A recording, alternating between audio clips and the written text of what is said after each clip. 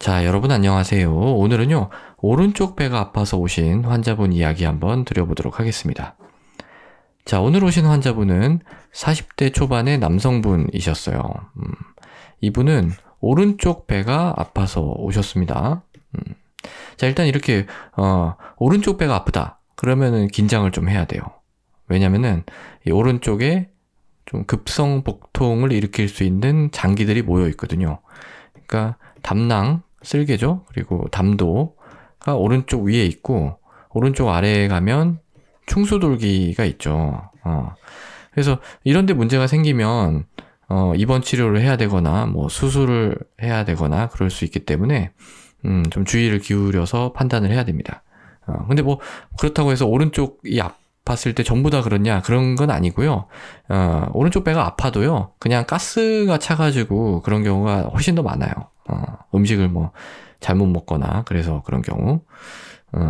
그렇지만은 그렇지 않을 수도 있다는 거죠. 그래서 이 두 가지를 구분하는 게 굉장히 중요하거든요.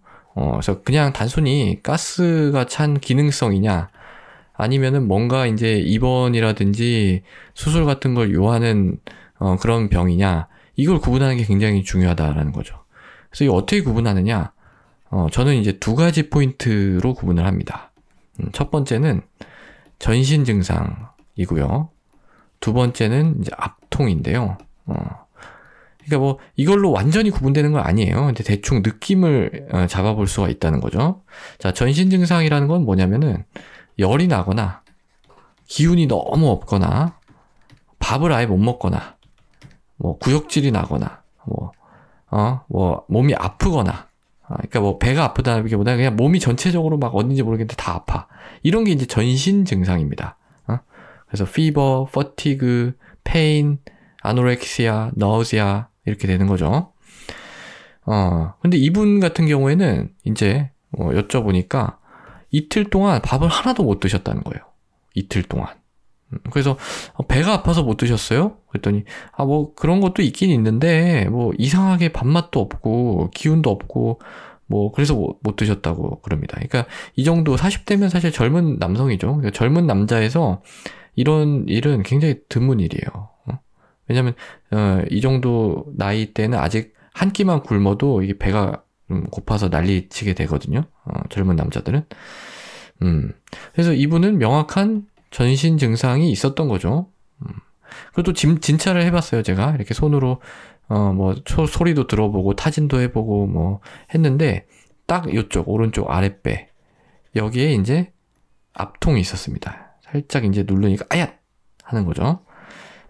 그래서 이분은 전신 증상도 있고, 압통도 있었기 때문에, 이건 그냥 단순히 기능적인, 뭐, 그런 그냥 약 드리고 좀 보고 이럴 문제가 아닐 수도 있겠다.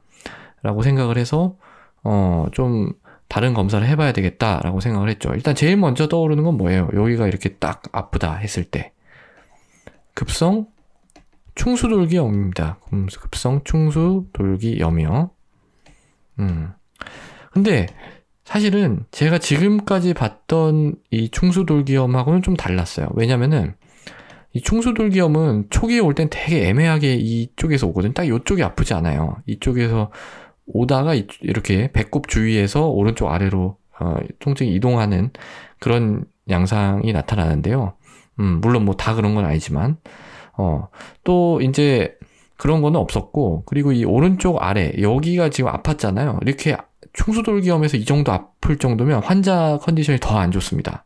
뭔가 더 아프고 몸 움직일 때도 좀 더 아프고 그래야 되는데 이분은 뭐 그렇게까지 막 밥은 이틀간 못 드셨다고 하는데 뭐 컨디션이 그렇게 나빠 보이진 않았다는 거죠. 물론 뭐 젊은 남성이었기 때문에 그럴 수도 있어요. 어쨌든 뭐 이런 가능성을 배제할 수는 없기 때문에 CT 검사를 진행을 했습니다. 제가 CT를 진행을 했어요. 그때 결론이 뭐가 나왔느냐? 결론은요.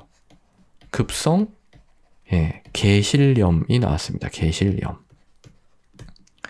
자, 이 개실염이라고 하는 건 뭐냐면 우리가 장이 이렇게 있잖아요. 장이 이렇게 있으면은 이쪽에 뭐 충수돌기가 이렇게 나와 있고 뭐 소장 연결되는 부위가 있고 뭐 이렇게 있으면은 장의 벽에 약해진 부위가 있어가지고 요 벽 바깥쪽으로 이렇게 이렇게 튀어나온 거예요.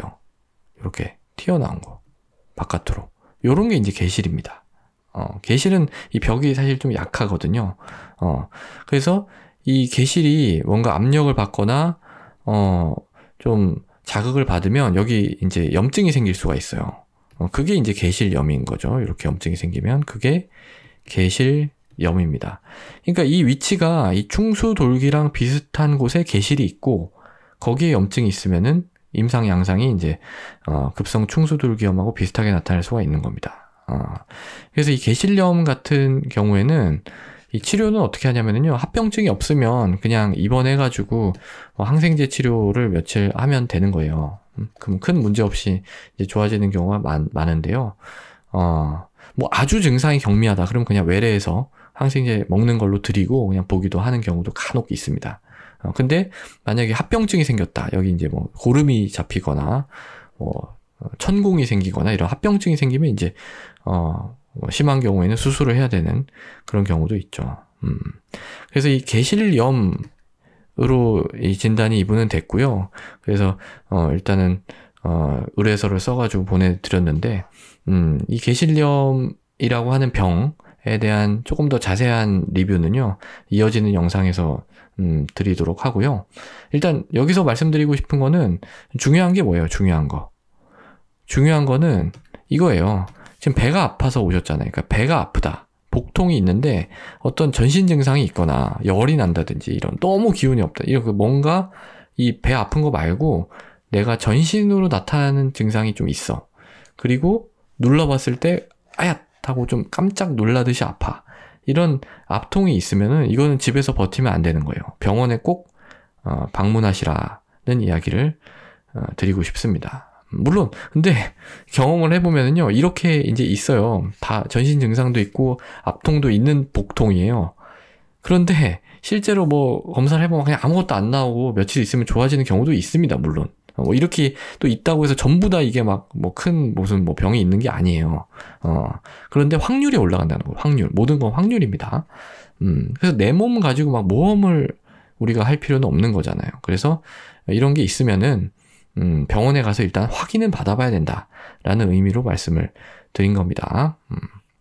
자, 그래서 오늘은요, 이 오른쪽 배가 아파서 오셨고 결국 급성 개실염으로 진단된 환자분에 대해서 말씀을 드려봤습니다.